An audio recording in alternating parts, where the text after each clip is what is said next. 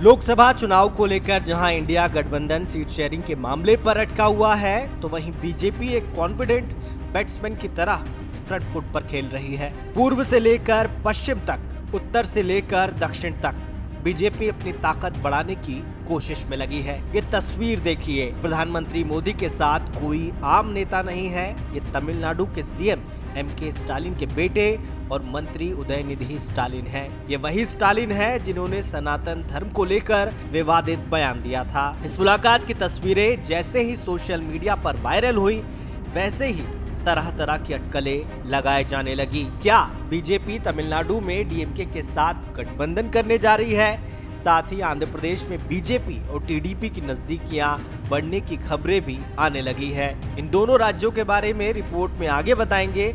उससे पहले समझिए बीजेपी के लिए दक्षिण इतना जरूरी क्यों हो गया है।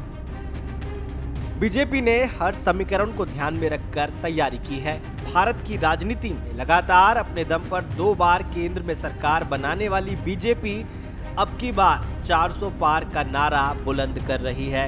लेकिन सब जानते हैं कि हिंदी पट्टी के बाहर बीजेपी का कोई खास जनाधार नहीं है। कर्नाटक की सरकार गंवाने के बाद दक्षिण भारत के एक भी सूबे में पार्टी की सरकार नहीं है। ऐसे में विपक्ष पूछ रहा है कि अब की बार 400 कैसे पार। हाल ही में हुए 5 राज्यों के विधानसभा चुनाव में से 2 राज्यों में बीजेपी की हार हुई थी। पीएम की तमाम रैलियों के बावजूद तेलंगाना विधानसभा की 119 सीटों में से बीजेपी सिर्फ 8 सीटें जीतने में कामयाब रही। अगर इंडिया गठबंधन सीट शेयरिंग पर कामयाब हो जाता है तो बीजेपी को इससे नुकसान हो सकता है।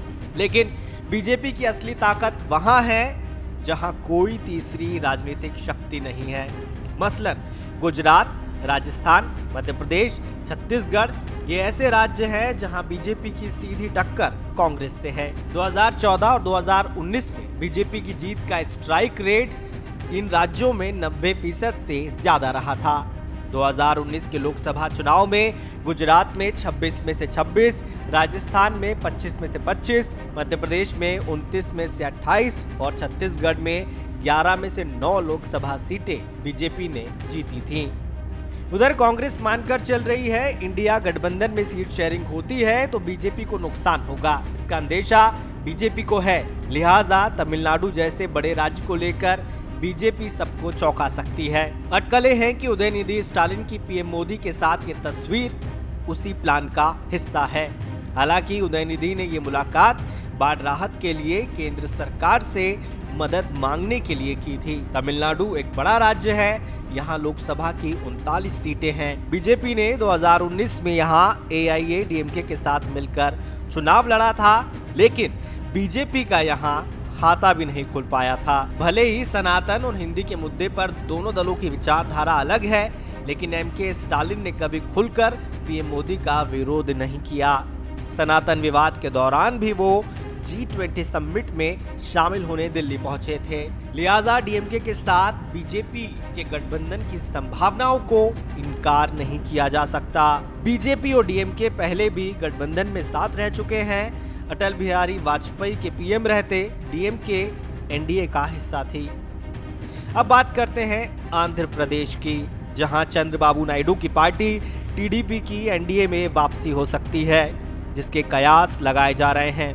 अगर ऐसा हुआ तो दोनों दलों को आंध्र प्रदेश में फायदा हो सकता है। आंध्र प्रदेश में बीजेपी कुछ सीटें जीत सकती है। 2014 में बीजेपी को अलायंस से इस राज्य में फायदा हुआ था।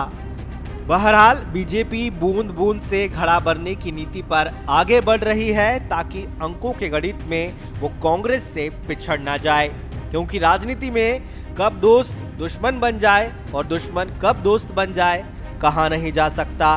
विचारधारा को ताक पर रखकर भारतीय राजनीति में कई गठबंधन हुए हैं। बीजेपी बीएसपी का गठबंधन हो, पीडीपी बीजेपी का हो या फिर शिवसेना कांग्रेस का गठबंधन, सहूलियत के हिसाब से सियासत में कुछ भी हो सकता है। ब्यूरो रिपोर्ट, श्रेष्ठ यूपी।